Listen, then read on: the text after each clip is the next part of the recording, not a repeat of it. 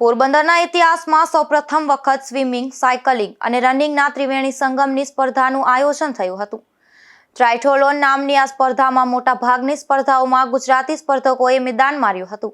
પોરબંદરના આંગણે પ્રથમ વખત શ્રી રામસિંહ સ્વિમિંગ ક્લબ દ્વારા ટ્રાયથલોન 2025નું આયોજન કરવામાં આવ્યું હતું, જેમાં સુપર સ્પ્રિન્ટ ટ્રાયથલોનમાં 375 metre swimming, 10 kilometre cycling, 2.50 kilometre run, sprint ટ્રાયથલોનમાં 750 metre swimming, 20 kilometre cycling, 5 kilometre run અને સ્ટાર્ટર ટ્રાયથલોનમાં 1500 metre swimming, 40 kilometre cycling, 10 kilometre રનમાં વિવિધ રાજ્યના 84 સ્પર્ધકોએ ભાગ લીધો હતો.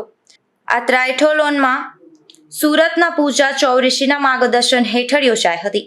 પૂજા ચૌરીશી કે જેઓ international triathlon union level 2 triathlon coach, world top 5 high performance female coach છે. આ ટ્રાયથલોનમાં પોરબંદર પોલીસ વિભાગ દ્વારા સ્પર્ધકોની સલામતી માટે ટ્રાફિક કંટ્રોલ તેમજ સુરક્ષાનું આયોજન કરવામાં આવ્યું હતું. તેમજ તરુણભાઈ ગોહેલ તથા હસમુખભાઈ સરવૈયાના વોલેન્ટિયરની ટીમ તથા ઇન્ડિયન નેવી, ઇન્ડિયન કોસ્ટગાર્ડના વોલેન્ટિયર તેમજ એક્સ્ટ્રીમ ફિટનેસ કેરના કેતનભાઈ કોટિયા અને તેમની ટીમ દ્વારા ફિઝિયોથેરાપીની સેવા આપવામાં આવી હતી.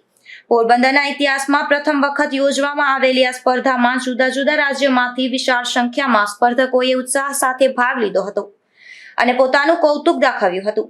શ્રી રામસિંહ સ્વિમિંગ ક્લબ દ્વારા વિજેતાઓને ઇનામ વિતરણ કરવામાં આવ્યું હતું.